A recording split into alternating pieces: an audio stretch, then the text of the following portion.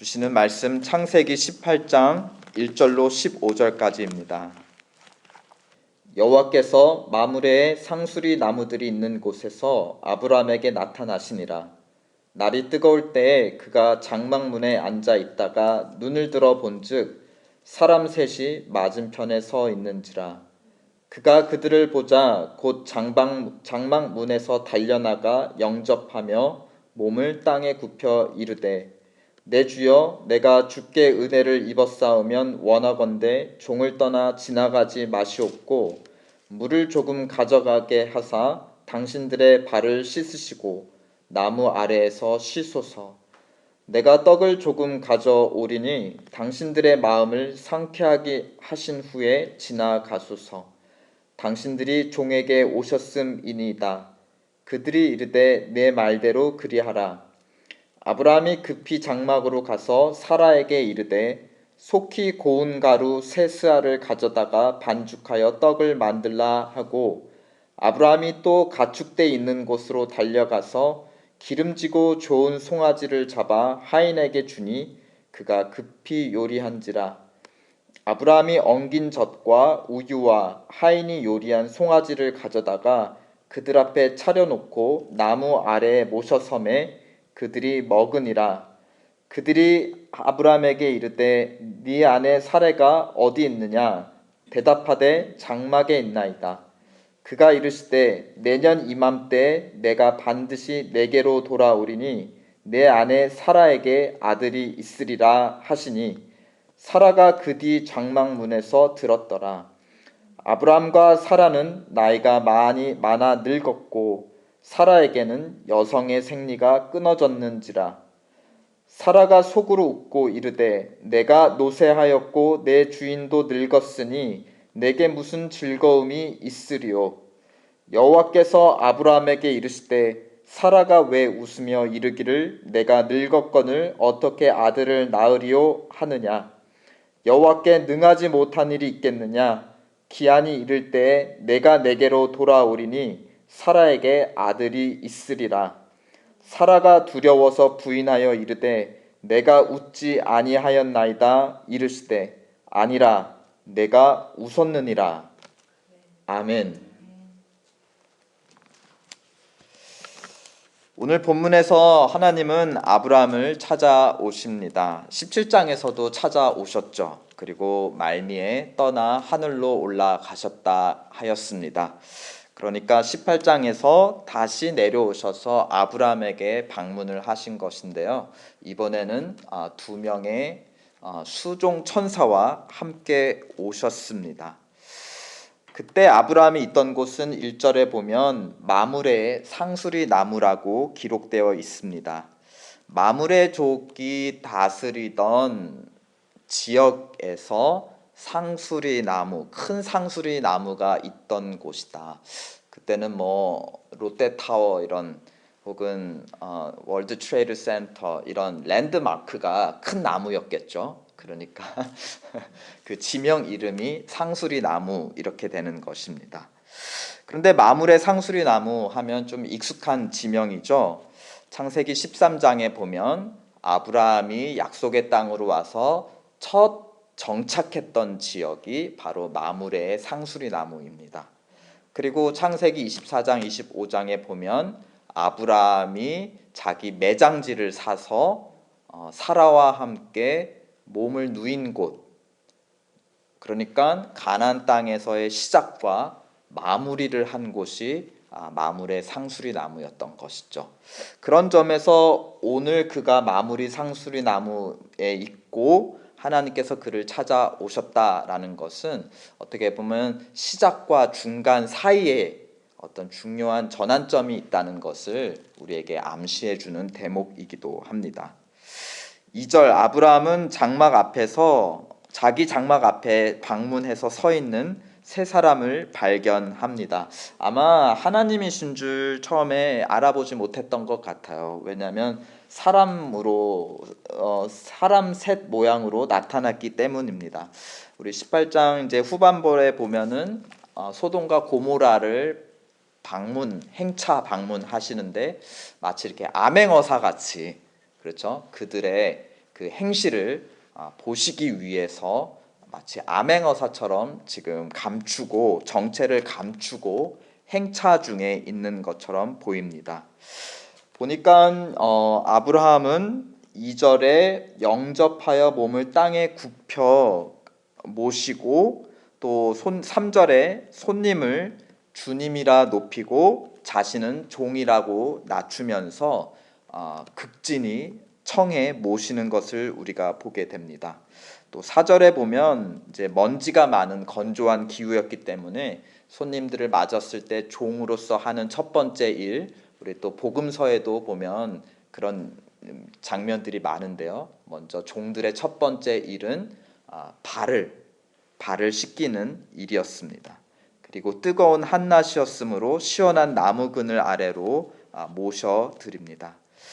이 낯선 방문객을 이렇게 융숭하게 대접하는 문화는 천막 생활하는 유목민들의 오래된 이제 관습이죠.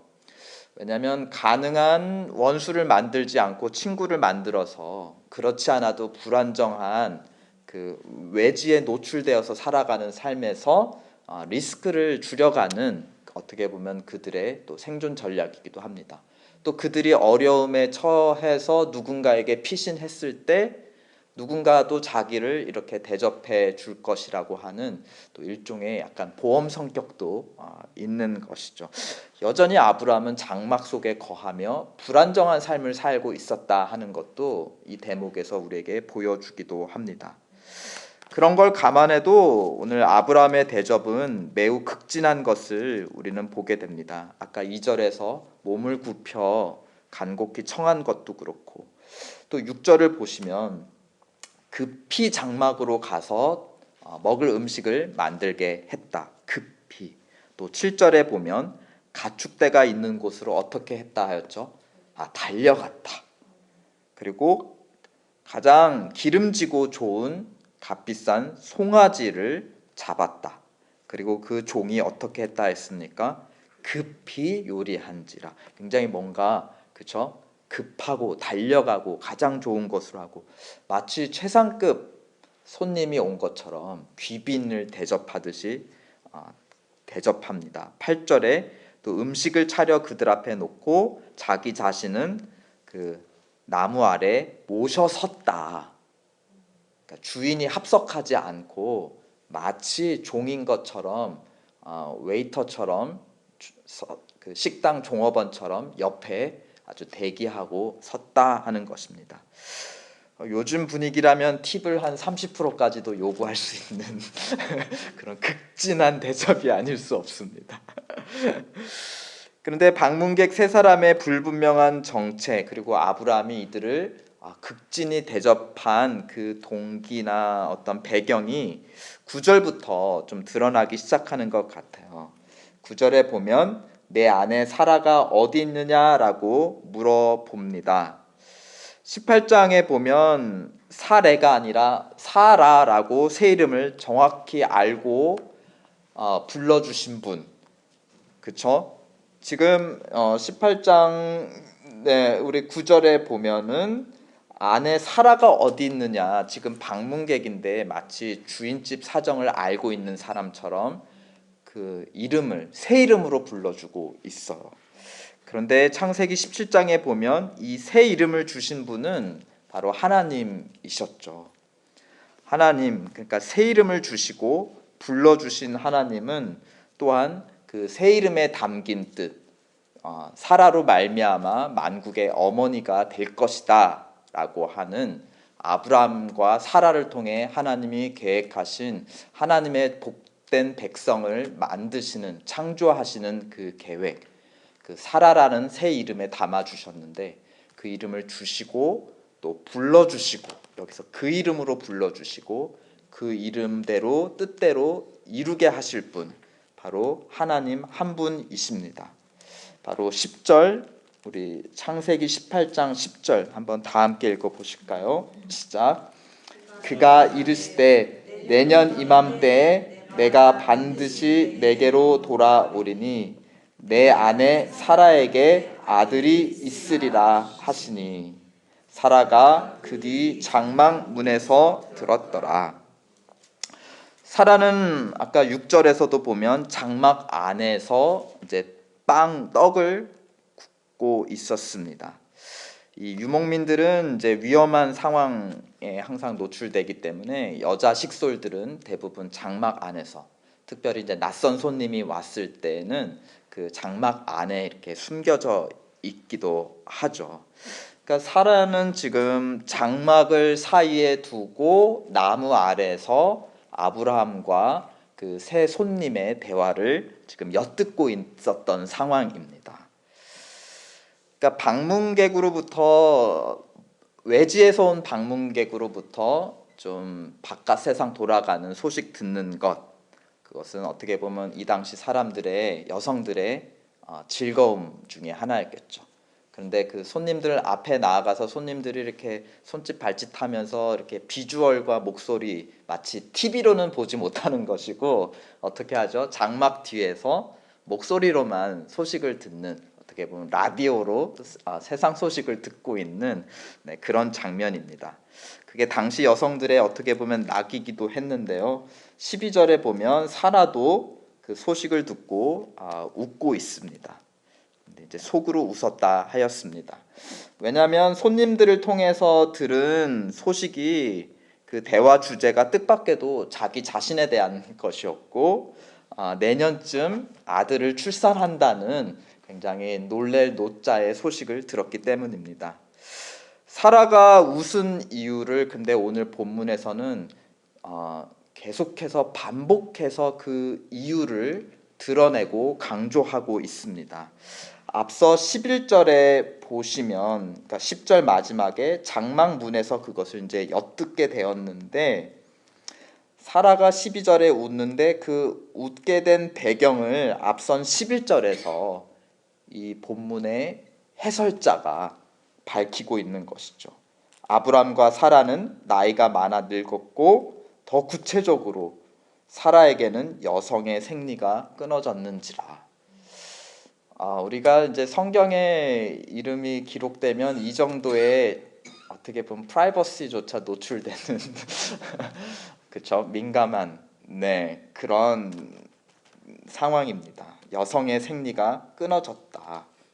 그래서 사라가 속으로 웃었다라는 것입니다. 그런데 이 웃게 된 이유를 이제는 11절에서는 해설자의 입으로 우리에게 드러냈다면 12절 마지막에는 사라 자신의 생각으로 또 우리에게 웃은 이유를 똑같이 또 반복해요. 뭐죠? 웃었는데 왜냐? 내가 노쇠하였고 내 주인도 늙었는데 내게 무슨 즐거움이 있으리요. 근데 좀 아이러니하죠. 이제 나한테 이 늙음막한 인생에 무슨 즐거움이 있을까 하면서 실제로는 어떻게 하고 있죠? 웃고 있습니다. 웃으며 나에게 즐거움이 어디 있으랴 하는 굉장히 아이러니한 장면이 묘사되고 있습니다. 네네. 하나님께서 즐거움을 가져다 주신 거 맞죠? 그리고 13절에 보면 사라가 웃은 이유가 또 세 번째로 반복이 되고 있어요. 이번에는 누구를 통해서 그 이유가 밝혀지고 있습니까? 13절 여호와께서 아브라함에게 이르시되 하면서 이번에는 하나님의 입으로 또 사라가 웃은 이유를 똑같이 또 반복해서 밝히고 있습니다. 사라가 왜 웃으며 이르기를 내가 늙었거늘 어떻게 아들을 낳으리요 하느냐. 여러 입을 통해, 해설자를 통해, 사라를 통해, 그리고 하나님을 통해서 계속 똑같은 이유를 세 번이나 반복하는 이유 무엇일까요? 그만큼 이 하나님의 약속이 이루어지기 불가능한 상황인 것을 계속해서 우리에게 강조하고 전달하고 있습니다.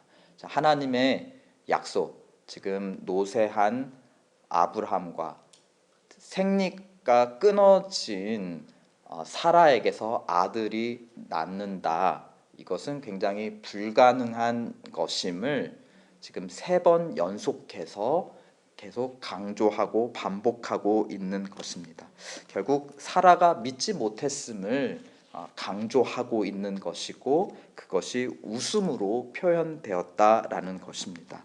즉 믿지 못하는 사라의 마음이 웃음으로 계속 그리고 세 번의 연속된 그 설명으로 우리에게 표현되고 있다는 것입니다. 웃음을 들으신 하나님은 그런데 13절에 아브라함에게 질문을 합니다. 사라가 왜 웃느냐? 아브라함에게 질문하지만 사실은 그 질문은 장막 뒤에서 숨어 웃고 있던 사라를 향한 질문이기도 했습니다. 14절에 보면 또 다른 질문, 좀 더 본질, 그 웃음의 본질을 향해서 더 깊은 질문으로 사라를 어떻게 보면 불러내시는 것을 우리는 보게 됩니다. 여호와께서 능하지 못한 일이 있겠느냐? 사라는 어떻게 보면 지금 이제 장막 밖으로 나온 듯한 상황입니다. 그래서 이제 직접 하나님께 자신이 대면해서 대답을 하죠. 그런데 두려운 나머지 첫 번째 질문에만 대답을 합니다. 그리고 15절에 보면 그 대답도 웃지 않았다라고 거짓을 합니다. 웃지 않았다고 거짓했는데 여기서 가려진 것은 여호와께서 능하지 못한 일이 있겠느냐라는 두 번째 더 깊은 질문에 대해서 사라는 대답조차 하지 않았다. 그러나 우리는 암시 이 본문을 통해서 사라의 마음에 이 질문에 대한 대답이 무엇인지를 우리는 충분히 알게 되었습니다. 그렇죠? 그것을 믿지 못한다라는 것을 우리는 충분히 알고 있고 그것이 이 질문 여호와께 능하지 못한 일이 있겠느냐라는 질문에 그가 침묵했죠. 그 침묵의 의미, 대답하지 못한 의미 바로 그것을 믿기 어려웠다라는 것을 우리에게 드러냅니다. 본문은 이 하나님을 극진하게 대접하는 아브라함의 모습으로 훈훈하게 시작을 했는데 사라의 웃음과 거짓말로 어떻게 보면 싸하게 마무리가 됩니다.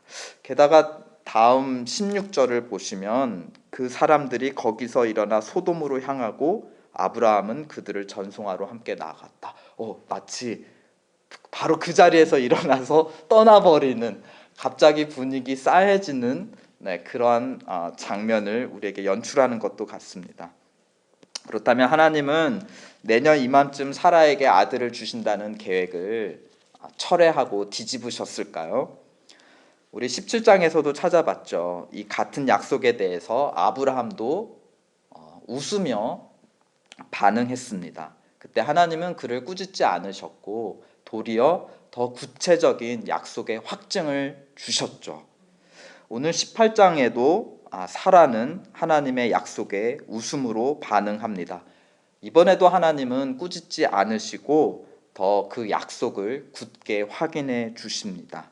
14절에 보시면 기한이 이를 때에 내가 내게로 돌아오리니 사라에게 아들이 있으리라 라고 확증합니다. 사라의 웃음, 그 웃음 뒤에 감춰져 있는 믿지 못하는 마음, 그럼에도 불구하고 하나님은 계획하신 것을 이루시기로 확정을 하셨다는 것입니다. 그러니까 17장의 아브라함, 18장의 사라의 웃는 반응과 그럼에도 불구하고 하나님이 약속하신 것을 확증하시는 이 두 번의 장면들은 우리에게 믿음 자체에 대해서 한번 생각해 보게 됩니다. 어떻게 보면 믿음 자체가 우리의 공로가 아닌 것을 드러냅니다. 또 반대로 믿음이 완전하다고 해서 하나님이 무조건 응답해 주시는 것이 아님도 우리에게 시사하는 것입니다. 본문은 도리어 우리의 믿음이 부족할 때에도 하나님은 어떻게 하십니까? 그들을 통해 작정하신 일을 반드시 이루신다라는 것을 보여줍니다. 어떠면 반대로 우리의 믿음이 완전히 너무 충만하고 뜨겁고 그 믿음으로 우리가 간구한 일이라 할지라도 하나님이 작정하지 않으신 것은 이루지 않으신다는 것을 우리에게 또한 시사하기도 합니다. 오히려 하나님은 작정하신 일을 이루심으로 아브라함과 사라의 부족한 믿음을 채워주시고 세워주시고 온전케 하신 것을 우리에게 보여줍니다. 그러니까 믿음의 주가, 그 주인이 우리가 아니라 하나님이신 것을 17장 18장을 통해 거듭 보여주고 있다는 것입니다. 그런 관점에서 오늘 본문에서 주목할 한 표현을 살펴보고 마치겠습니다. 10절 보십시오. 하나님께서 아브라함을 통해 사라에게 말씀하시는데 무엇이라고 말씀하십니까? 이맘때 내가 반드시 내게로 돌아오리니 내 아내 사라에게 아들이 있으리라. 또 14절에 그것을 다시 한번 확인하십니다. 기한이 이를 때에 내가 내게로 돌아오리니 사라에게 아들이 있으리라. 어떤 반복된 표현이죠. 내가 돌아오리니 사라에게 아들이 있으리라. 흥미로운 것은 내년 이맘때쯤 되면 내가 약속대로 너에게 아들이 태어난다, 아들을 주신다, 이런 표현보다는 하나님께서 돌아오신다와 맞물려서 있을 수 없는 존재가 뭐라고 되어 있습니까? 있으리라 라고 표현이 되어 있는 것입니다. 있을 수 없는 존재가 있게 된다. 그런데 언제? 하나님이 돌아오시면. 지금 아브라함에게 돌아오신 것처럼 하나님이 오시면 없던 존재가 있게 된다라는 창조의 용어를 사용하신다. 이것을 주목할 필요가 있습니다. 오늘도 친히 찾아오셔서 인생에 즐거움이 없다 했던 사라에게 웃음을 주셨죠. 어떻게 보면 또 하나님을 향한 믿음이 없던 사라에게 믿음을 주셨습니다. 하나님이 돌아오실 때, 하나님이 찾아오실 때 그 하나님과 함께 없던 것이 있는 창조의 역사가 이루어진 것을 우리에게 보여주고 있습니다. 하나님은 그냥 우리에게 축복과 선물을 택배로 보내주시면 서로 편할 것 같은데, 택배로 그냥 붙여주시는 게 아니라 친히 그것을 가지고 오시는 장면이에요. 내가 돌아오리라. 그러면 없던 것이 있으리라. 하나님께서 친히 오셔서 주신다는 것입니다. 그래서 우리 앞에 은혜와 은혜의 선물을 들고 찾아오신 하나님, 그 하나님을 향한 믿음을 주시는 것입니다. 하나님은 없는 것을 있게 하시는 창조자이십니다. 창조자 하나님이 우리와 함께 계신 곳에 없는 것이 있는 것으로 존재할 줄 믿습니다. 우리 그 믿음을 가지고 이 시간 또 같이 기도합시다. 하나님은 우리에게 오십니다. 함께 하십니다. 그러므로 있으리라.